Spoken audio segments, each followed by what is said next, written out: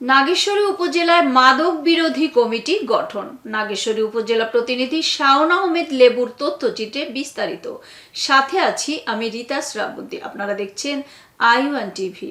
কুড়িগ্রাম জেলার নাগেশ্বরী উপজেলায় মাদক নির্মূল করার লক্ষ্যে এই কমিটি গঠন করা হয়েছে।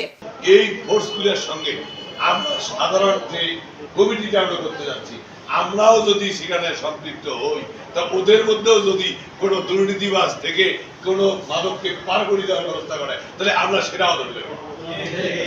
এই জন্য আজকে যারা আপনারা সবাই একমত হয়েছেন যে একটা কমিটি গঠন হয়। 24 মে শুক্রবার বিকেল 4টায় নাগেশ্বরী উপজেলা ক্রিয়া সংস্থায় নাগেশ্বরী উপজেলা বিএনপির আহ্বায়ক অধ্যাপক গোলাম রসুল রাজার আহ্বানে নাগেশ্বরী উপজেলার বিভিন্ন রাজনৈতিক দল, স্বেচ্ছাসেবী সংগঠন, সুধী সমাজ, শিক্ষক মণ্ডলী, বীর মুক্তিযোদ্ধা, সাংবাদিক বৃন্দ, ছাত্রসহ সকলের সমন্বয়ের সমর্থনের ভিত্তিতে নাগেশ্বরী উপজেলায় বিএনপির আহ্বায়ক অধ্যাপক গোলাম রসুল রাজাকে আহ্বায়ক ও নাগেশ্বরী উপজেলা ইসলামী আন্দোলনের সদস্য সচিব মাওলানা মোহাম্মদ শফিকুল ইসলামকে সদস্য সচিব করে 101 সদস্য বিশিষ্ট একটি মাদক বিরোধী আহ্বায়ক কমিটি ঘোষণা করা হয়।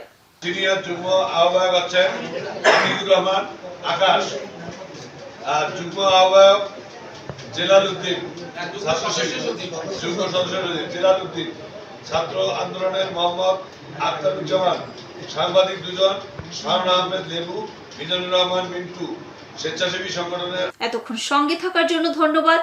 i1 টিভির নিয়মিত আপডেট পেতে ভিজিট করুন আমাদের ওয়েবসাইট, ফেসবুক, ইনস্টাগ্রাম ও ইউটিউব চ্যানেলে।